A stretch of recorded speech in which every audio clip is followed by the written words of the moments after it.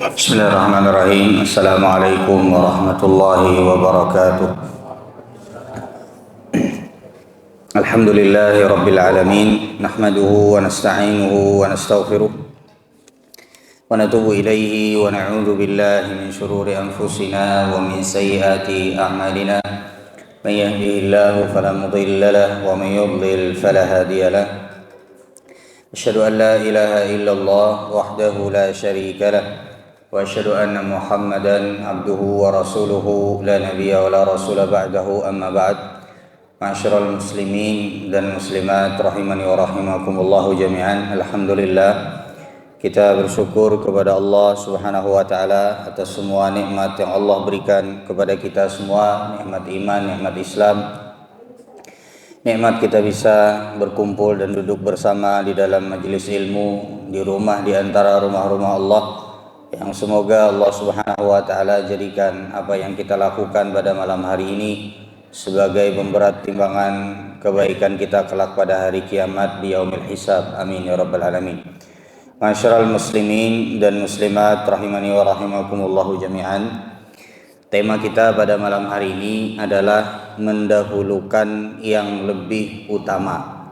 Ulun ulangi, tema kita pada malam hari ini adalah mendahulukan yang lebih utama.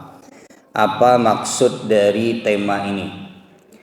Maksud dari tema ini adalah kita sebagai seorang muslim dan muslimah itu di dalam menjalani kehidupan kita, khususnya di dalam proses kita beribadah kepada Allah, dalam proses agar kita ini bisa berhasil dalam kehidupan dunia dan bisa bahagia kelak di akhirat, itu harus ada hal-hal yang kita dahulukan sesuai dengan syariat. Ada hal-hal yang lebih utama yang seharusnya bisa kita fahami, karena tidak mungkin kita bisa ngambil semuanya. Kita punya keterbatasan, Pak. Kita punya keterbatasan. Maka syariat mengetahui itu. Artinya syariat pun datang itu dengan ada prioritas utama. Ada prioritas utama yang seharusnya lebih kita dahulukan dan kita jadikan sebagai tujuan utama, atau yang kita lakukan pertama kali sebelum yang lainnya. Ada sebenarnya poin-poin atau mendahulukan yang lebih utama ini sebenarnya masuk dalam semua aspek kita beragama. Tapi pada malam hari ini kita bahas tiga, Pak. Kita bahas tiga, mendahulukan yang lebih utama. Ini tema besarnya. Nah, mungkin malam hari ini kita bisa ambil tiga. Yang pertama adalah mendahulukan yang lebih utama dalam perkara ibadah. Yang kedua, mendahulukan yang lebih utama dalam masalah menuntut ilmu. Menuntut apa, Pak? Ilmu. Yang ketiga adalah mendahulukan yang lebih utama dalam memberi atau menyalurkan harta.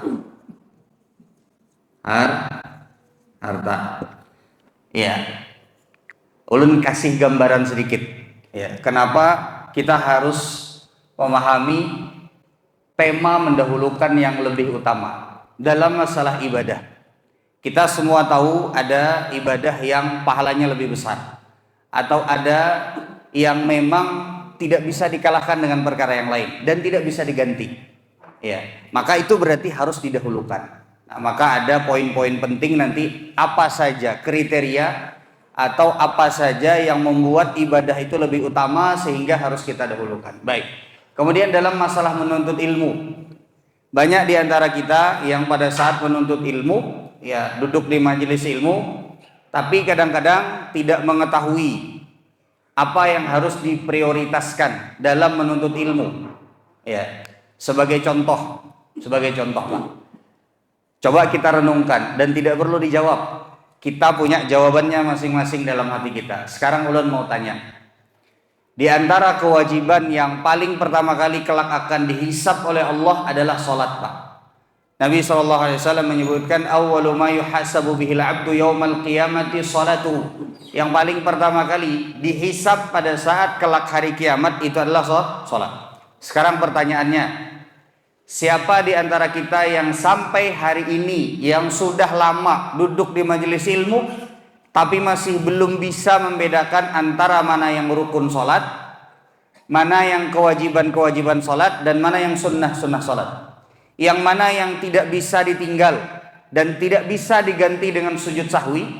Yang mana yang kalau ketinggalan itu bisa diganti dengan sujud sahwi?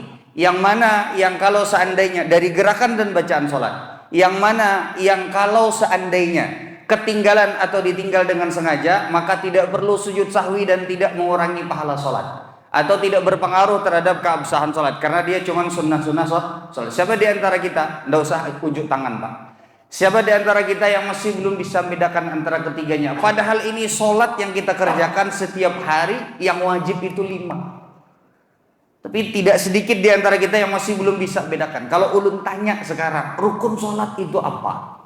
Ya, insya Allah semoga mudah-mudahan semuanya bisa jawab kalau di sini. Tapi banyak orang-orang yang sudah puluhan tahun sholat tapi dia nggak tahu mana yang disebut dengan rukun sholat. Nah, maka ada kriteria ilmu yang harus kita tuntut lebih awal sebelum pian masuk dalam ilmu-ilmu yang besar, khilaf para ulama. Kemudian juga dalam masalah misalnya sebagian dari kita dalam masalah misalnya ya sholat saja, ya dia mungkin masih belum tahu, seperti tadi belum bisa membedakan. Dia sudah nyari ilmu terkait dengan masalah misalnya hal-hal besar. Ya, apa hukumnya Ustaz? Ya, saham ini, saham itu. Ya, sholatnya aja belum benar. Ya, maka harus ada prioritas utama di dalam masalah menuntut ilmu. Dan ini nanti ada hal-hal atau poin-poin penting yang semoga mudah-mudahan bisa membantu kita untuk bisa menentukan mana yang lebih kita dahulukan. Dan ini juga penting untuk misalnya, ya, ini juga penting untuk misalnya takmir masjid dan musola. Sehingga pian bisa mungkin minta ke Ustadz untuk bisa mungkin Ustadz boleh enggak kita tema ini yang dibahas karena kita masih perlu Ustadz dalam masalah ini kita masih belum tahu. Nah, jadi seperti itu. Baik. Yang berikutnya adalah menyalurkan harta. Ini juga ada yang lebih utama. Sebagai contoh, di antara bapak-bapak yang sudah menikah itu tidak sedikit yang bingung. Ustadz, ulun ya harus menafkahi istri, tapi sementara orang tua ulun juga perlu.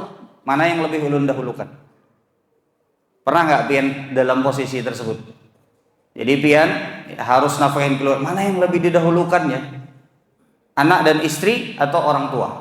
Nah, maka di sini ada pembahasan dalam menyalurkan harta itu ada juga yang diprioritaskan. Baik, kita mulai masuk ke dalam perkara ini sesempatnya lah ya. Kalau misalnya sempatnya kita dapat dua, kalau tempatnya dapat satu ya satu. Baik, kita mulai dari mana dulu? Yang ibadah ya, nomor 1.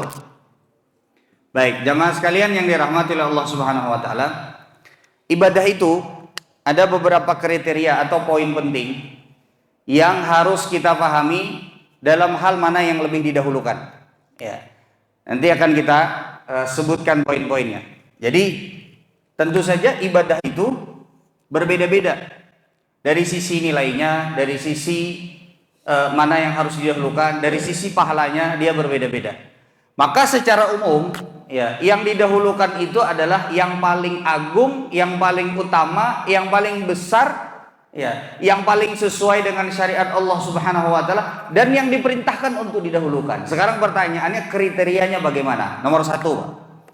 Ya, saya akan berikan kaidah-kaidah umumnya. Yang pertama, yang wajib lebih didahulukan. Wajib yang hukumnya itu wajib lebih didahulukan. Ini berdasarkan firman Allah Subhanahu wa taala dalam hadis qudsi. Ya. Tidak ada, kata Allah Subhanahu wa taala, yang lebih aku cintai, ya, ketimbang ketika hambaku mendekatkan diri kepadaku ya dengan sesuatu yang telah aku wajibkan atas mereka. Ini firman Allah Subhanahu wa taala dalam hadis qudsi. Artinya yang paling utama, yang nomor satu itu adalah yang wajib. Sehingga kalau ada bertabrakan antara yang wajib dengan yang sunnah, maka berarti lebih didahulukan perkara yang wajib. Ulun beri contoh, misal ini ada khilaf di kalangan para ulama, tapi ya secara umum kalau kita masuk ke dalam kaidah ini, maka kita akan lebih bisa memilih. Ulun beri contoh, tidak sedikit di antara ibu-ibu yang pada saat selesai bulan Ramadan masih punya hutang karena haid atau karena mungkin ya sakit. Tapi pada saat selesai bulan Ramadan ada puasa sunnah, puasa 6 hari pada bulan Syawal. Ya, puasa 6 hari pada bulan Syawal. Setiap habis bulan puasa tuh Pak, ada aja ibu-ibu tuh bertakun, Ustadz, mana yang lebih didahulukan antara bayar hutang puasa dengan puasa 6 hari pada bulan Syawal? Sekarang berarti jawabannya apa Pak?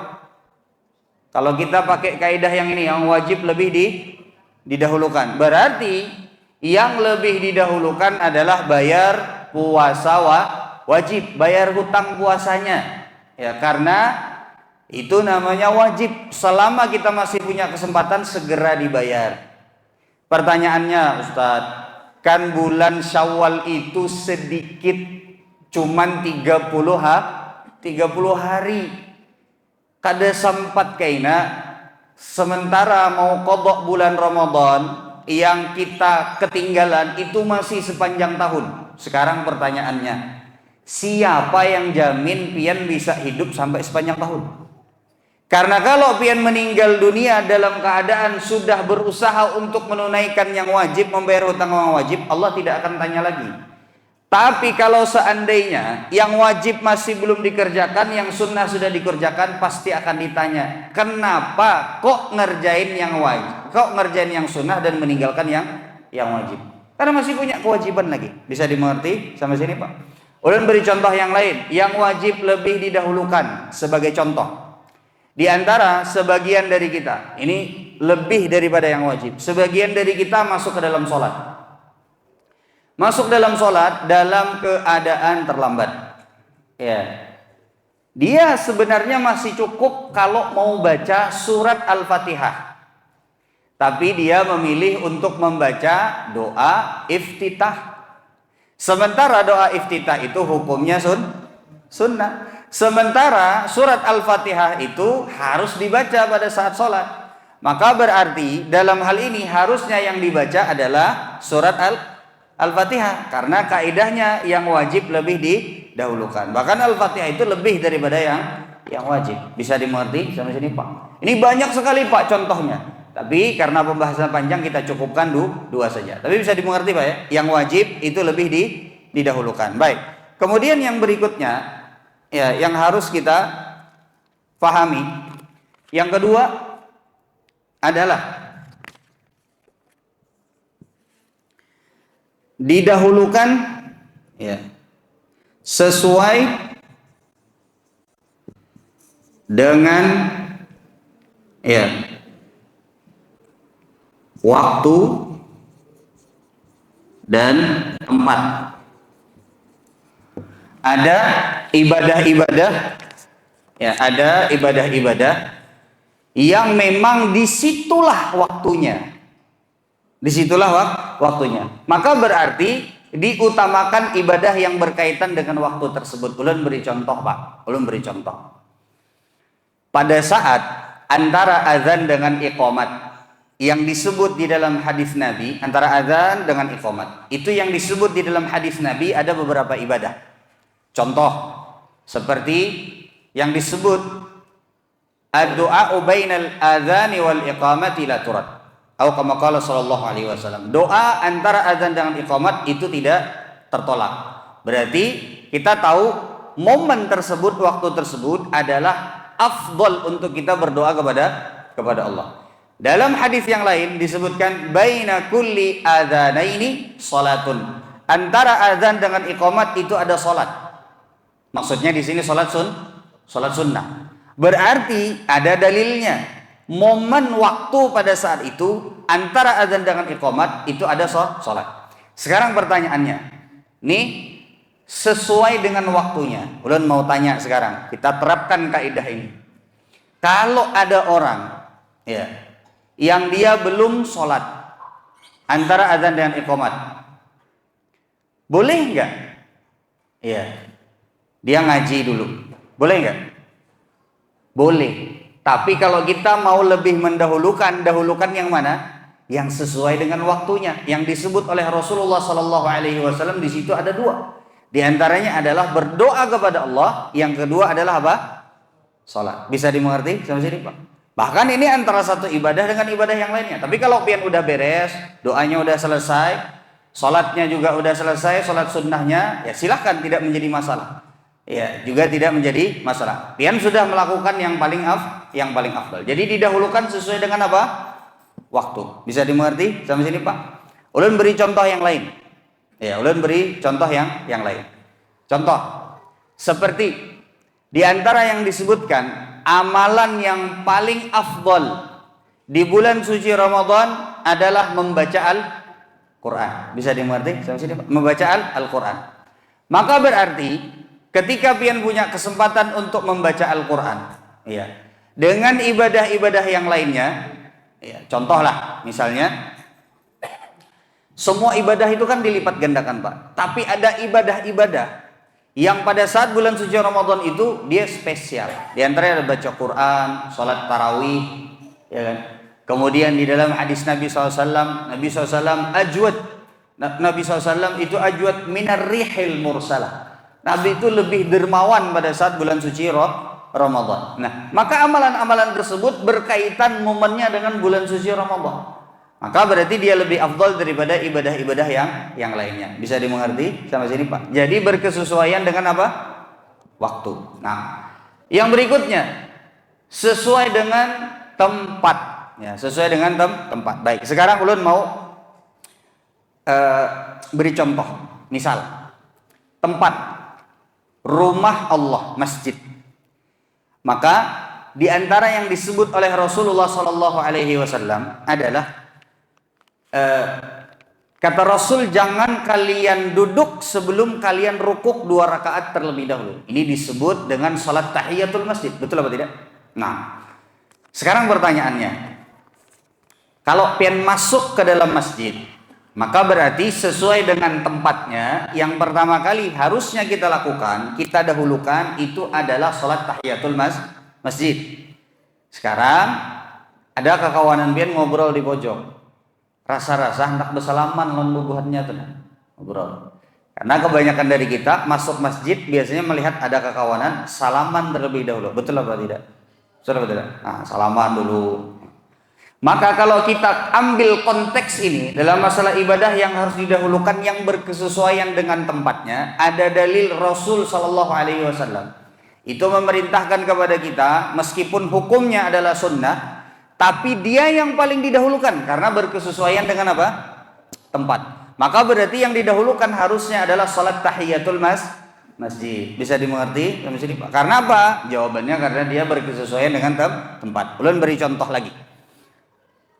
Jika Allah Subhanahu wa taala takdirkan untuk pian berangkat umroh atau berangkat haji, maka di dalam Masjidil Haram, ya, di dalam Masjidil Haram, kalau antara pian, Ustaz, ulun mau baca Quran atau mau tawaf, maka berarti jawabannya kira-kira apa, Pak? Dalam Masjidil Haram di Mekah, jawabannya apa kira-kira?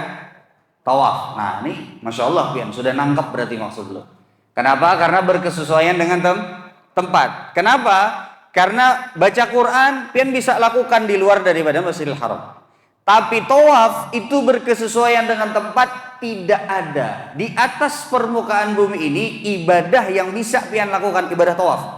Tidak ada tempat yang bisa pian lakukan ibadah tawaf di situ kecuali cuma di satu tempat, di Masjidil Haram di Mekah, sehingga dia paling berkesesuaian dengan tempat. Kalau pian masih ada tenaga, masih ada waktu, lakukan tawaf sunnah, karena di luarnya pian tidak bisa lakukan. Bisa dimengerti sampai sini, Pak? Baik.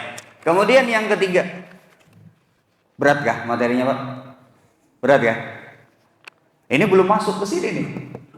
Ini lebih berat. Berat ya materinya? Baik. Insyaallah ada. Yang ketiga, di antara kategori untuk kita dahulukan adalah ya yang paling sesuai sunnah Rasulullah Sallallahu Alaihi Wasallam, karena dia pahalanya paling besar, Pak. Yang paling sesuai sunnah. Ulun beri contoh. Kalau pian, jadi di dalam sebuah hadis yang sahih, Aisyah radhiyallahu taala anha itu meriwayatkan tentang sholat qabliyah subuh, 2 rakaat sebelum sholat subuh yang dilakukan oleh Rasulullah Sallallahu Alaihi Wasallam. Aisyah meriwayatkan bahwa Rasulullah itu melakukan 2 rakaat sebelum sholat subuh yang pahalanya itu lebih baik daripada dunia dan seisinya. Raka'atil fajri khairum minad dunya wa ma fiha. 2 rakaat sebelum sholat subuh lebih baik daripada dunia dan seisinya. Lebih baik, bukan setara, Pak, tapi lebih baik daripada dunia dan seisinya. Maka Aisyah meriwayatkan salah satu yang dilihat oleh Aisyah tentang bagaimana Rasulullah SAW itu sholat adalah Aisyah melihat Rasulullah mempercepat sholat beliau. Sampai Aisyah bertanya, "Aqara abi ummil kitabi amla?" Sampai aku bertanya-tanya, kata Aisyah, ini baca surat Al-Fatihah apa tidak? Ya maksudnya di situ karena Rasulullah tidak seperti sholat-sholat sunnah yang lainnya, karena lebih cepat. Sekarang pertanyaannya, yang paling sesuai dengan sunnah, boleh nggak pian sebelum sholat subuh 2 rakaat, itu 2 rakaat sunnah fajar, boleh nggak pian baca 1 lembar surat Al-Baqarah, 1 lembar surat Al-Baqarah, jadi 2 lembar pian baca, boleh apa tidak? Boleh nggak? Boleh, nggak masalah. Tapi mana yang lebih besar pahalanya? Pian 2 lembar, 1 rakaat 1 lembar, 1 rakaat 1 lembar, dengan yang satu lagi sebagaimana yang dilakukan oleh Rasulullah, pendek dalam sebagian riwayat, qul ya ayyuhal kafirun di rakaat pertama, qul huwallahu ahad di rakaat kedua. Mana yang lebih besar pahalanya? Yang paling sesuai dengan sunnah. Itu yang lebih besar pahalanya, karena itulah yang dicontohkan oleh Rasulullah. Karena kaidah umumnya tidaklah dicontohkan oleh Rasulullah Sallallahu Alaihi Wasallam kecuali itulah yang paling afdal dan yang paling utama. Bisa nggak Rasulullah Sallallahu Alaihi Wasallam itu memperpanjang sholat beliau? Bisa nggak? Bisa. Tapi Rasulullah memilih itu, bahkan dilakukan berulang-ulang. Maka dalam hal ini yang paling sesuai dengan sunnah. Bisa dimengerti sampai sini, Pak? Jadi kalau pian milah-milih 2 rakaat sebelum sholat subuh, panjangi kah pendeki kah? Maka jawabannya yang lebih afdal apa? Pendeki. Meskipun tidak meskipun misalnya tidak harus selalu misalnya pendek, bisa aja kapan-kapan pendek. Tapi kalau pian mau lebih besar pahalanya berarti dipendekin. Sudah bisa dimengerti sampai sini, Pak? Baik. Yang keempat, ya di antara poin terkait dengan masalah ibadah adalah ya paling bermanfaat dan paling mengalir pahalanya. Ya, kita cari yang paling bermanfaat untuk ini. Salah satu pertimbangan kita mendahulukan amalan atau mendahulukan kebaikan, mendahulukan ibadah kepada Allah yang paling bermanfaat dan paling mengalir. Kalau kita mau cari pahala beribadah kepada Allah, sebagai contoh, Pak, suatu ketika di satu tempat, misalnya di Kota Baru, ya, pian dikasih amanah uang, misalnya 200 juta.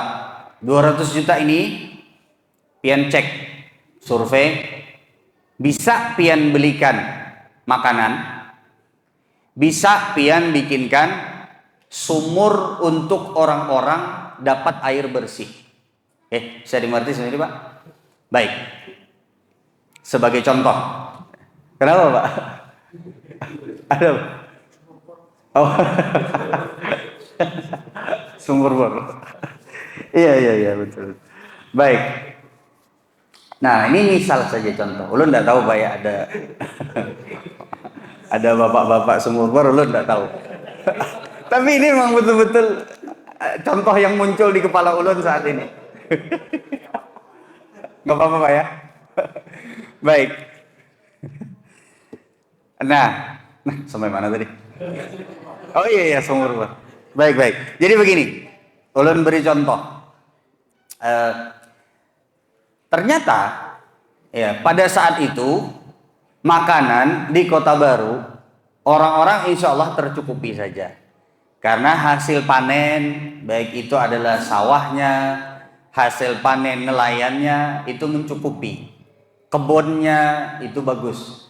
Tapi di sisi lain, pada saat ini misalnya krisis air bersih. Sehingga harus dibor sumur yang dalam.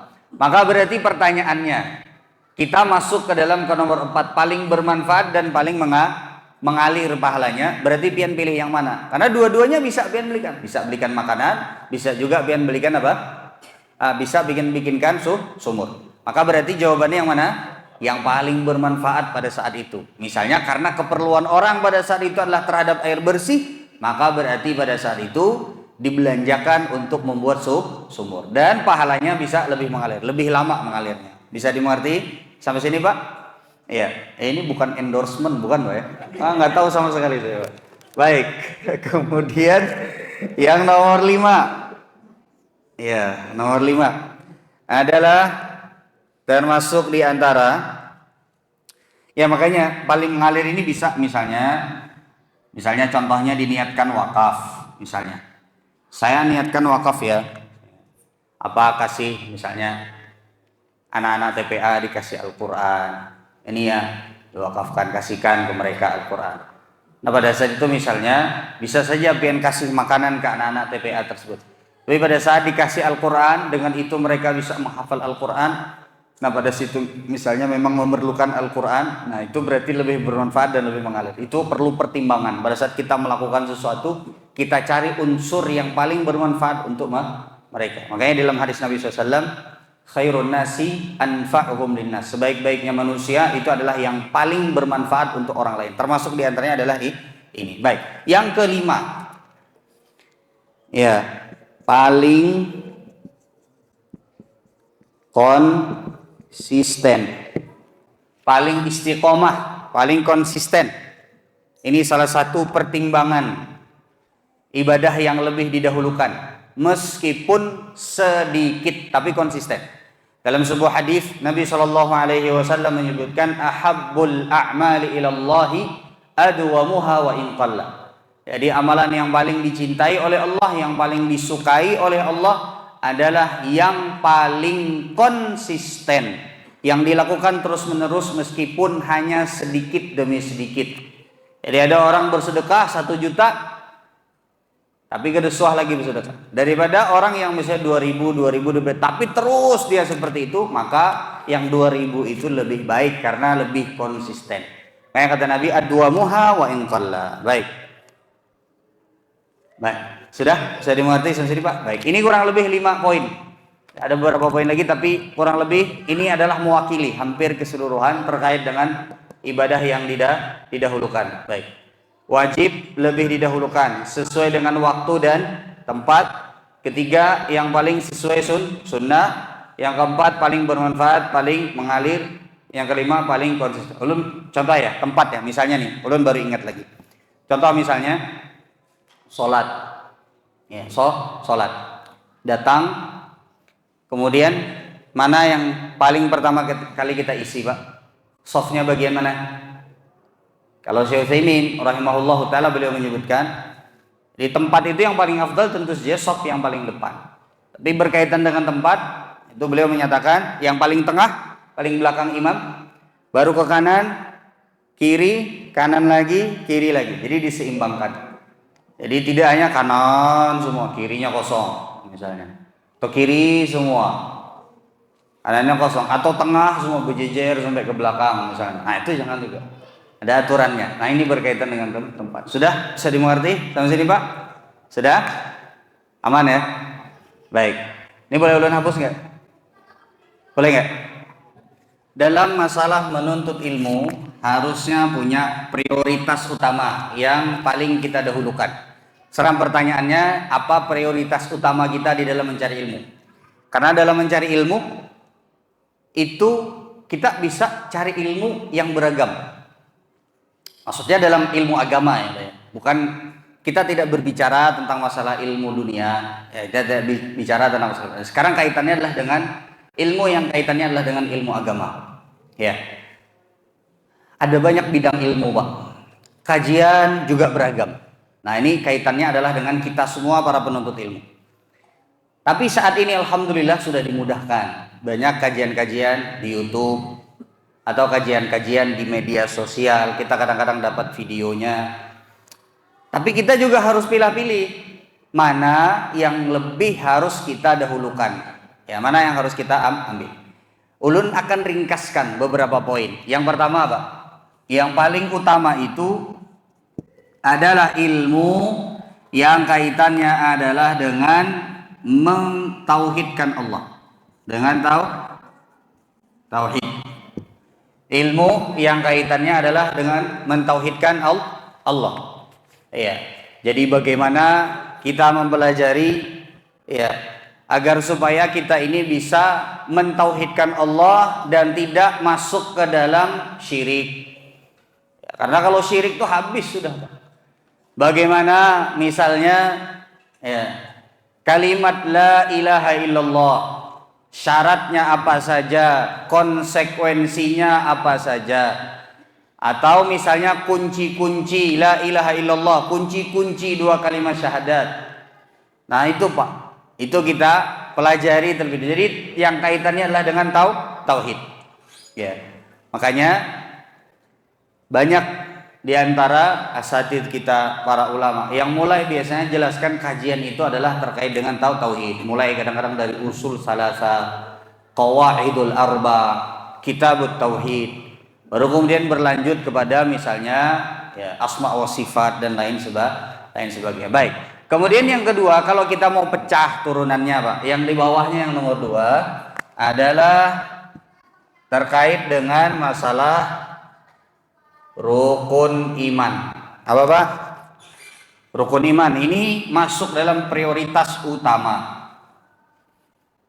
Masuk dalam rukun iman. Ini masuk dalam prioritas utama. Karena ini bagian dari keimanan. Ulun beri contoh Pak ya. Ya ulun beri contoh. Misalnya seperti dalam rukun iman itu ada yang disebut dengan al-qadru al-mujzi. Rukun iman ada berapa Pak? 5 kan 6 Pak? 5 kan 6 Pak? Betul 6. Ya anda ragu biar 6. Ya, beriman kepada Allah, ya. Kemudian kepada para malaikat-malaikat Allah, kepada kitab Allah, kepada para rasul, para nabi. Habis ya? Kemudian kepada hari akhir, kemudian kepada qadar khairihi wa syarihi. Mau azan dulu? Azan dulu ya? Oke, silahkan azan dulu. Setelah ini kita akan jelaskan kita ini rukun iman ini sebagai contoh Pak ya. Minimalnya itu kita beriman, kadar minimalnya itu seberapa? Pengen beriman kepada Allah, oke. Kadar minimal beriman kepada Allah itu seberapa?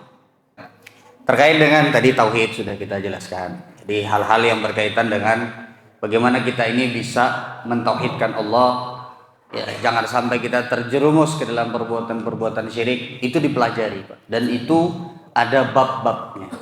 Ya, keutamaan tauhid, bagaimana kita mempelajari bagaimana kita bisa terbebas dari kesyirikan yang kaitannya adalah dengan misalnya perkataan, perbuatan ataupun juga dengan hati. Kemudian sekarang terkait dengan rukun iman. Dulu memberikan contoh sederhana. Jadi saking harusnya kita itu mengetahui mana yang diprioritaskan. Coba Pak. Rukun iman itu misalnya seperti beriman kepada nomor 1 kepada Allah. Oke. Sekarang pertanyaannya, kadar minimal seseorang atau seorang muslim itu dia beriman kepada Allah itu apa? Kadar minimalnya. Orang dikatakan dia beriman kepada Allah itu minimalnya seberapa? Baik. Ada beberapa poin, Pak. Yang pertama,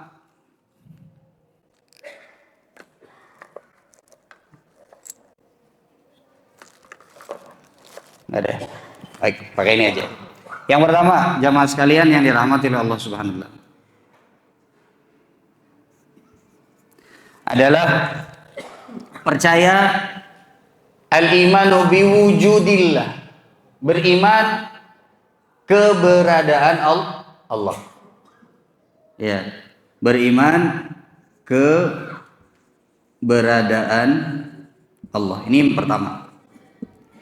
Beriman bahwa Allah itu ada, biwujudillah. Yang kedua adalah beriman bahwa hanya Allah yang berhak disembah.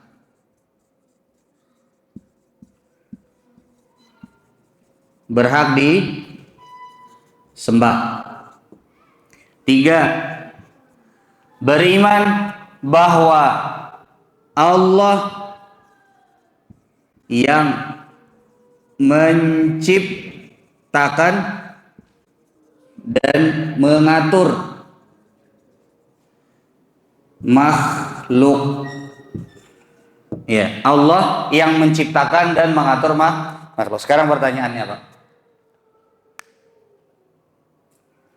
Pian bisalah menciptakan kursi. Tukang kayu bisalah menciptakan kursi. Bisa? Oke. Sekarang pertanyaannya. Nah, ini ada yang bisa menciptakan benda selain daripada Allah. Jawabannya gimana, Pak? Jawabannya? Atau misalnya kan Allah yang menciptakan. Ada tuh orang bisa bikin mobil misalnya. Ada tuh orang bisa misalnya bikin pesawat. Nah, jawabannya begini, Pak. Ini diantara bentuk keimanan kita kepada Allah Subhanahu wa taala, bahwa penciptaan yang dilakukan oleh Allah Subhanahu wa taala dengan penciptaan yang dilakukan oleh makhluk itu berbeda sangat jauh sekali. Karena Allah Subhanahu wa taala menciptakan dari tidak ada menjadi ada. Sementara makhluk Allah Subhanahu wa taala, manusia, itu menciptakan hanya sekedar merubah bentuk dari bahan yang sudah ada kepada bentuk yang lainnya. Itu bedanya. Misalnya seperti kursi. Ya, misalnya seperti apa? Kursi itu bisa manusia tiba-tiba ting langsung jadi kursi, bisa lah. Kan harus misalnya dari bahan yang sudah diciptakan oleh Allah terlebih dahulu. Nah, itu bedanya. Baik. Kemudian yang berikutnya, ya. Beriman bahwasanya Allah memiliki nama-nama dan sifat-sifat yang indah dan sempurna. Ya. Beriman Allah memiliki nama-nama dan sifat-sifat yang indah dan sempurna. Sempurna. Yang berikutnya adalah beriman bahwasanya ya, Allah tidak sama dengan makhluk. Tidak sama dengan makhluk.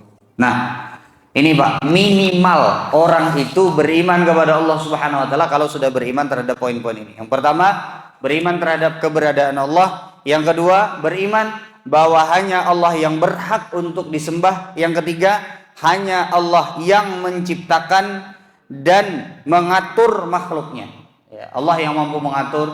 Jadi tidak boleh ada orang yang meyakini bahwasanya ada pengatur di alam semesta ini selain daripada Allah Subhanahu wa taala. Baik itu misalnya bisa Ustaz. Ya. Misalnya Nabi Ustaz, tidak bisa. Karena yang mengatur semua yang ada di atas permukaan bumi ini adalah Allah Subhanahu wa taala. Baik, sudah bisa dimengerti sini Pak. Kalau ditanya minimal orang beriman kepada Allah, rukun iman yang pertama, ini poin-poinnya. 1 2 3 4 5. Baik, sudah bisa dimengerti? Yang kedua. Di sini Pak ya. 2. Beriman kepada para malaikat. Minimal kayak Pak. Beriman kepada para malaikat. Minimal yang pertama Beriman bahwasanya para malaikat itu adalah makhluk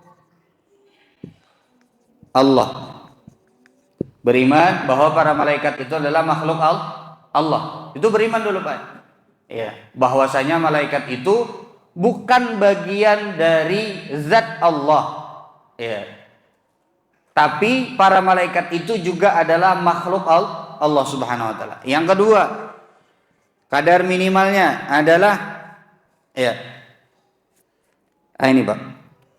Beriman bahwa di antara para malaikat Allah itu ya ada yang Allah tugaskan untuk menyampaikan wahyu. Tugaskan untuk apa? Ya, menyampaikan wahyu kepada para nabi dan rasul, kepada para nabi dan rasul. Ini, Pak. Iya, ini adalah kadar minimal seseorang itu dikatakan beriman kepada para malaikat Allah. Jadi meyakini bahwa para malaikat itu adalah makhluk Allah. Yang kedua adalah, karena ini berhubungan nanti dengan yang lainnya, ya, adalah bahwasanya ada di antara para malaikat Allah itu ya adalah malaikat Allah Subhanahu wa taala yang menyampaikan wahyu. Sebagian para ulama menambahkan bahwa di antara keyakinan juga keimanan meyakini bahwa malaikat Allah itu tidak pernah bermaksiat kepada Allah Subhanahu wa taala, sebagaimana disebutkan dalam Al-Qur'an, la ya'sunallaha ma amarahum. Mereka tidak pernah bermaksiat, menentang, tidak pernah durjana, tidak pernah mereka itu berbuat bangkang kepada Allah Subhanahu wa taala dan kepada perintah Allah Subhanahu wa taala. Baik. Yang ketiga, iman kepada kitab Allah. Ya, iman kepada kitab Allah. Apa saja poin-poinnya? Ini yang paling minimal, Pak, ya. Adalah ya, beriman bahwa Allah ya menurunkan kitab Allah kepada para nabi dan rasul yang Allah Subhanahu wa taala inginkan. Ya, kepada para nabi dan para rasul yang Allah Subhanahu wa taala inginkan. Yang kedua, beriman bahwasanya kitabullah itu adalah kalamullah, bukan makhluk Allah.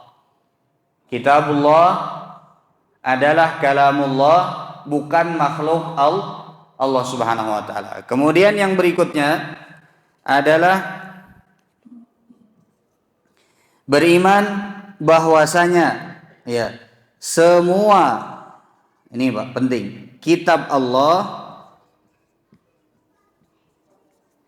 dihapus dengan datangnya Al-Qur'an. Dihapus dengan datangnya Al-Qur'an. Jadi itu diantara bentuk keimanan kita kepada kitabullah. Harus meyakini bahwa setelah datangnya Al-Quran tidak bisa lagi memakai kitab-kitab Allah yang sebelumnya. Ya. Kemudian yang berikutnya, ya, meyakini bahwa kitabullah Al-Quran sebagai pemutus. Ya, Al-Quran sebagai pemutus dan sumber syariat. Pemutus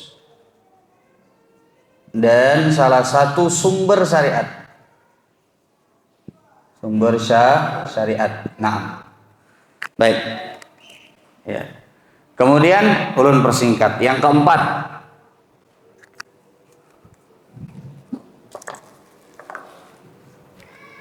ngapus ya. Kayaknya nggak sempat ya nomor 3-nya.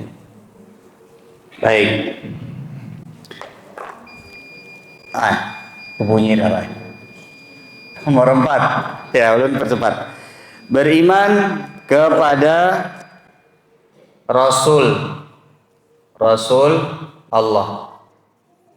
Apa poinnya? Paling minimal orang beriman kepada Rasulullah. Yang pertama adalah beriman bahwa Allah mengutus para rasul. Ya. Allah mengutus para rasul, para nabi dan para rasul. Yang berikutnya beriman bahwasanya Rasulullah sallallahu alaihi wasallam, nabi kita Nabi Muhammad sallallahu alaihi wasallam sebagai penutup para nabi dan para rasul. Itu diantara bentuk keimanan minimal kita terhadap para rasul. Rasulullah sallallahu alaihi wasallam penutup para nabi dan rasul. Nah, penutup para nabi dan para rasul. Baik. Kemudian terakhir adalah bahwa Rasulullah atau sunnah Rasulullah SAW sebagai salah satu sumber syariat. Salah satu sumber syariat. Nah, kalau ditanya minimal beriman kepada Rasul itu seperti apa? Ini 1, 2, 3. Ya, baik. Yang kelima, gimana ulun tulis? Ulun hapus sebagian ya. Ya. Nomor 5. Nomor 5. Beriman kepada apa, Pak? Yang kelima? Hari akhir.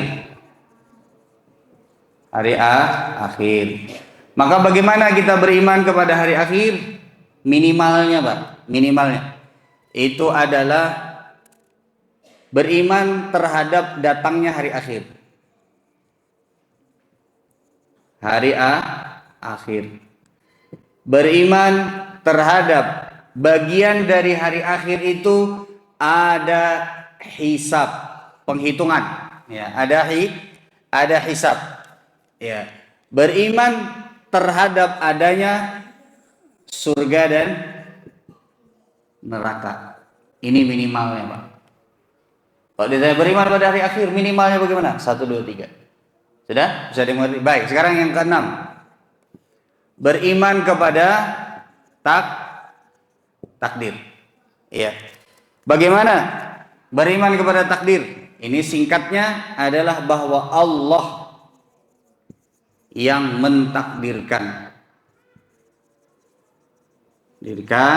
semuanya.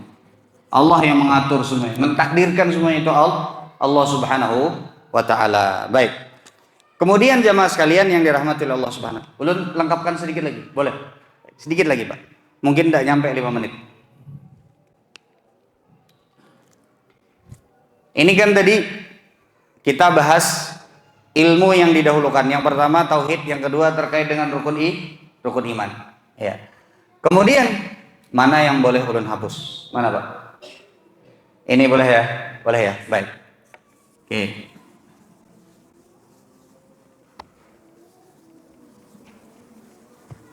Baik. Sekarang setelah rukun iman, apalagi ilmu yang harus kita dahulukan, kita tuntut atau kita cari? Yang ketiga adalah ilmu yang berkaitan dengan ibadah sehari-hari.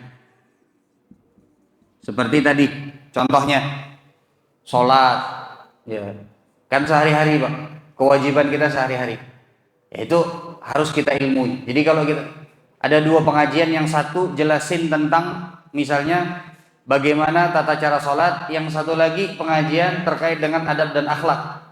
Maka yang pertama kali pian datangi yang mana? Yang terkait dengan sholat. Karena misalnya pian belum paham. Baik. Kemudian yang keempat, di antara kriteria ilmu yang harus didahulukan adalah ibadah yang harus kita atau ibadah yang akan kita lakukan. Ibadah yang akan kita lakukan. Apa bedanya? Baik, ulun akan jelaskan. Akan kita lakukan. Ini maksudnya adalah ibadah yang ada di hadapan kita. Sebagai contoh, kalau ini tadi ibadah yang diwajibkan sehari-hari. Kalau yang nomor 4 adalah ibadah yang harus kita lakukan. Belum beri contoh. Ada orang, dia sudah wajib zakat. Maka berarti wajib untuk dia menuntut ilmu dalam masalah zakat. Bisa dimengerti sampai sini, Pak? Baik. Belum beri contoh. Ada orang yang dia diberi amanah untuk membagi harta warisan kuitannya. Karena dia adalah anak yang paling besar. Lalu dia disuruh, kami amanahkan, kami percayakan kepada pian untuk membagikan harta warisan abah lawan mama ini. Maka berarti dia harus menuntut ilmu, mengetahui tentang masalah ilmu waris. Setidaknya sekadar dia bisa misalnya menjelaskan kepada saudara-saudaranya. Jangan sampai dia bagi tapi tanpa ilmu. Ya maka dia bertanya, dia harus cari ilmu tersebut, tanya kepada ustadz. Sampai dia betul-betul memahami, baru dia bisa lakukan pembagian tersebut. Memberi contoh, ada orang yang dia mau melakukan ibadah haji atau ibadah umroh, maka berarti dia harus mengilmui dirinya sebelum dia berangkat haji dan umroh. Ini nomor 4. Yang nomor 5, Pak. Iya, diantara termasuk kategori ilmu yang didahulukan adalah ya, ilmu yang berkaitan dan dengan mencari nafkahnya seseorang. Nafkahnya.